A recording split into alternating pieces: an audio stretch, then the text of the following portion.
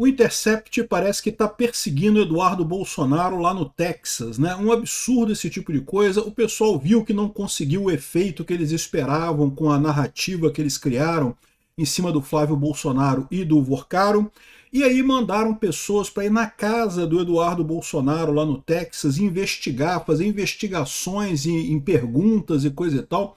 E é muito engraçado ver o pessoal da esquerda que dizendo, não, mas eles só foram lá fazer uma pergunta. Não, meu amigo, isso tem nome, isso chama doxing.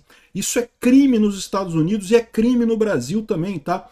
Você não pode, você sair investigando, batendo na porta das pessoas, perguntando coisas, isso é um crime. E é um absurdo porque vocês sabem que também o Intercept é ligado ao PCC, né? Tem essa investigação aqui de 2023, quando saiu todo o caso lá da Vaza Toga, né, a Polícia Federal indicou pagamentos do PCC ao Intercept Brasil. Era uma das entidades que sustentava o Intercept, é o PCC. Eu falo para vocês, toda a esquerda é financiada pelo crime, né? Então, é uma coisa perigosa realmente, não é uma coisa simples isso daí. Muita gente está diminuindo. Não, mas o cara só queria saber se o Eduardo Bolsonaro morava ali. Meu amigo, foda-se, não tem que saber porra nenhuma. Faz o seu trabalho jornalístico lá para investigar o que você quer. Bater na porta da casa dos outros é assustador. Não é um jornalismo, isso é realmente perturbação, isso é doxing, né? Eu sou Peter Turguniev, esse é o canal Ancapso e essas notícias foram sugeridas por Olho Biônico, Enzima e várias outras pessoas. Obrigado aí ao pessoal que sugeriu notícias lá no nosso site, no visãolibertaria.com, e obrigado a você que está assistindo o nosso vídeo. Se você gosta do nosso conteúdo, por favor, deixe o seu like e se inscreva aqui no canal, né?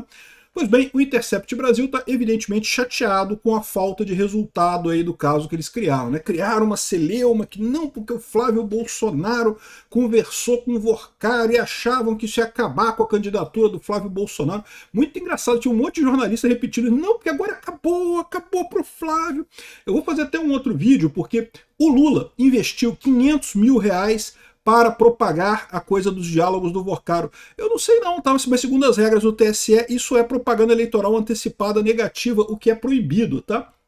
Mas enfim, mesmo com tudo isso, com toda essa divulgação do governo Lula, com os jornalistas esquerdistas todos fazendo esse escarcéu em cima da narrativa, o resultado foi pífio, né? A gente já falou que no Datafolha mostra ainda o empate técnico entre o Flávio Bolsonaro e o Lula no segundo turno, e mesmo que você considere que houve uma diferença entre os resultados numéricos, isso é uma coisa muito pequena que vai fazer muito pouca diferença nas eleições propriamente ditas, né? Aí o Intercept muito chateado, porque certamente o objetivo deles era destruir completamente a candidatura do Flávio, acharam que ia criar uma celeuma enorme e no final das contas não deu em nada, resolveram tentar incomodar o Eduardo Bolsonaro lá nos Estados Unidos, né? Então tá aqui, ó, Eduardo Bolsonaro aciona a polícia nos Estados Unidos contra a repórter do Intercept. Sim, doxing é crime nos Estados Unidos, tá? Aqui, ó, o ex-deputado federal Eduardo Bolsonaro acionou a polícia dos Estados Unidos após um repórter que teria se identificado como do portal Intercept ir até a casa que ele mora no Texas nessa sexta-feira, dia 22, ou seja, na sexta-feira passada, né? Segundo a esposa do filho do ex-presidente, o homem tocou a campainha de casa e teria sido recebido pela filha do casal de 5 anos. Tem gente criticando eles porque deixaram a criança de 5 anos atender a porta. É que aqui nos Estados Unidos a segurança é muito maior, né, cara? Isso aqui você não tem essas preocupações do Brasil de não deixar atender a porta e coisa e tal. Morar em casa aqui nos Estados Unidos ainda é uma coisa normal, né? No Brasil só pode morar em prédio, porque você tem que ter porteiro para não ter esse contato direto com criminosos no Brasil, né? O jornalista teria se apresentado e tentado confirmar apenas se a família morava no local. Como assim confirmar apenas? Ou seja, o pessoal do Metrópolis está tentando tratar a coisa como se fosse a coisa mais normal do mundo, alguém bater na sua casa. Só estou querendo confirmar que você mora aqui. Meu amigo, se quer confirmar que mora aqui, vai lá na justiça, entra com um mandado qualquer aí, entra com uma petição qualquer para confirmar onde é que eu moro. Não tem que dar explicação para repórter nenhum em lugar nenhum do mundo, pô. Isso é incômodo, isso é assédio, né? E é um assédio motivado pelo desespero desse pessoal, porque achavam que iam criar uma celeuma enorme e não criaram nada, né? Heloísa Bolsonaro não teria respondido e fechado a porta e ligado para a polícia, o que fez muito bem. Doxing é crime nos Estados Unidos também, tá?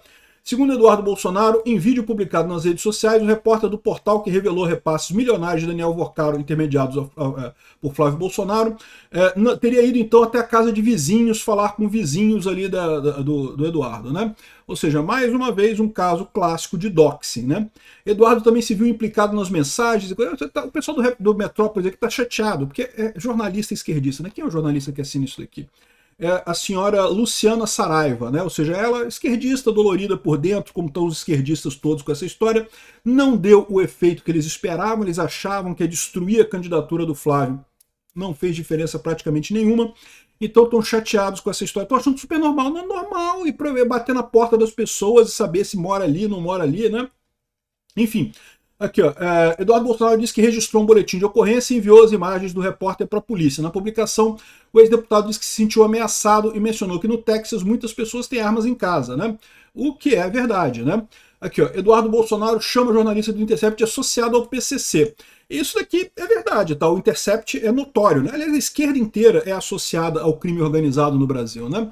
Aqui, ó, para quem tem dúvida disso, aqui, ó, investigação da Polícia Federal indica pagamentos do PCC ao Intercept Brasil. Isso aqui é uma notícia de 24 de março de 2023.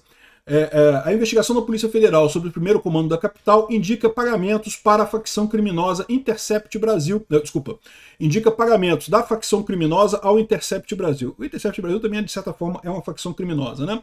O site ganhou notoriedade após divulgar mensagens hackeadas de procuradores e juízes da Lava Jato, né?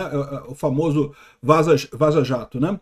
E aqui, projeto aqui, ó, Projeto M Parte 1, Projeto M Parte 2 e The Intercept Brasil. Essa daqui era a lista de pagamentos do pessoal do PCC, tá? E o Intercept disse que nega ter recebido dinheiro do PCC, essa é uma ilação falsa e coisa e tal. O documento apresentado sequer aponta quem teria doado ou quanto, né? Mas né, é uma lista de pagamentos que teria sido feito pelo PCC para aliados, né?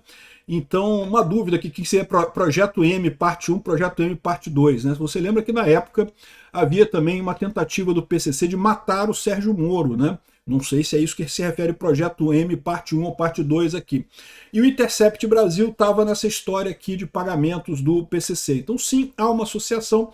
Via de regra, isso não é novidade, como eu já falei para vocês em inúmeras ocasiões, a esquerda latino-americana ela é toda ligada ao crime organizado, você vê isso em todos os países, não é só no Brasil que aconteceu essa ligação, aconteceu na Colômbia, aconteceu no Peru, aconteceu na Venezuela, aconteceu em todos os países da América Latina essa ligação entre a esquerda marxista e o crime organizado nos países.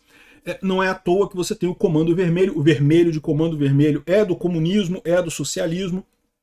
Então, essa é a história. Não é surpreendente que exista essa ligação, né?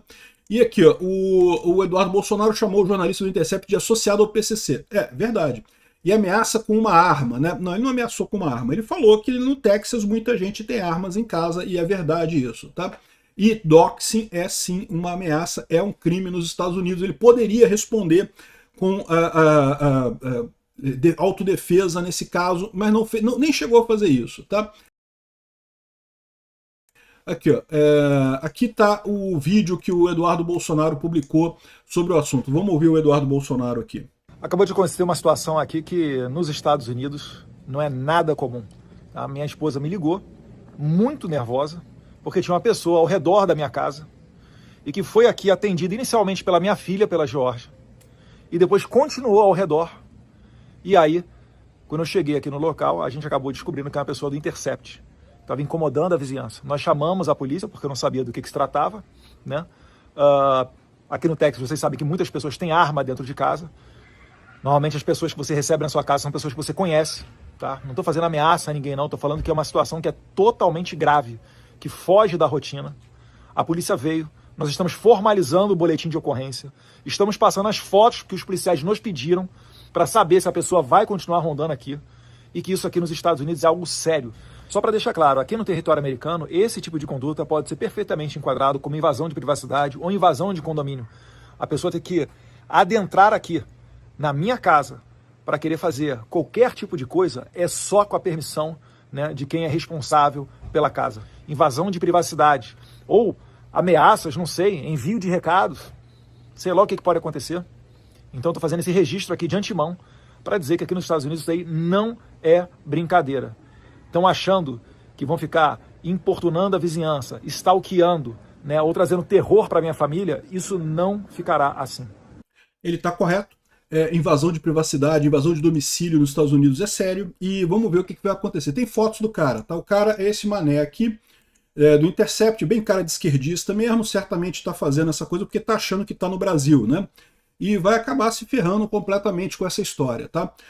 Bom, é um absurdo o que aconteceu, é claramente uma perseguição que está havendo contra o Eduardo Bolsonaro por conta do que, como eu falei, que não teve tanto efeito assim, essa suposta narrativa que eles tentaram colocar, né? A esquerda está desesperada, né? O Paulo Figueiredo ameaça matar repórteres do Intercept que eventualmente invadam sua residência, não sei o que lá. Aliado de Eduardo Bolsonaro invoca a legislação da Flórida sobre o uso de força letal dentro de casa e faz ameaça pública contra jornalistas. Olha só, isso não é ameaça não, tá? Nos Estados Unidos, de fato, você tem o direito de autodefesa. Aliás, deveria ser em qualquer lugar do mundo, tá? Na verdade é um absurdo que no Brasil, se alguém entrar na sua casa, você não pode atirar na pessoa, né? Mas isso é porque no Brasil já impera o comunismo amplo aqui, de qualquer coisa. A legítima defesa é altamente mitigada no Brasil, infelizmente, né? Então, aqui, ó, o Paulo Figueiredo colocou aqui, ó, um aviso público: repórteres do Intercept ou qualquer veículo que entrarem na minha propriedade sem convite serão considerados trespassing é justamente invasor de propriedade, tá? Invasor de domicílio, e tratados sob a Castle Doctrine do estado da Flórida. A Castle Doctrine é a doutrina de defesa, de legítima defesa da Flórida, que permite você atirar em qualquer pessoa que invada a sua propriedade privada. Quem quiser testar a sorte, vá em frente, faça o meu dia, né? Esse pessoal está querendo fazer isso justamente movido, né? O pessoal do Intercept está movido exatamente pelo desespero, porque achavam que eu conseguia resolver. Eu fico imaginando que o pessoal do Lula, da esquerda, está criticando o Intercept. Como eu falei para vocês, o Intercept queimou a largada nesse negócio do escândalo contra o Flávio. Provavelmente o PT já sabia dessa história e estava aguardando para soltar essa bomba mais perto da eleição. O Intercept sacaneou e aí acabou sendo uma coisa que não teve um efeito tão grande. Eu fico imaginando que o pessoal do Intercept já está sendo muito criticado até pelo próprio pessoal da esquerda. Porra, vocês queimaram a parada, porra. Era uma bomba que o Lula ia usar mais adiante, agora vocês meio que desarmaram a coisa, né? Não vai ter nada, né? E daí o pessoal do Intercept está começando a partir aí para o desespero, para tentar ameaçar pessoas, invadir propriedade, coisa e tal. O fato de eles estarem fazendo isso só indica uma coisa: realmente eles não têm nada de concreto contra o Flávio ou contra o Eduardo Bolsonaro ou contra quem quer que seja. Se trata mais uma vez de narrativa. Isso quer dizer que a justiça brasileira não vai tentar usar isso contra o Flávio? Infelizmente pode acontecer, tá?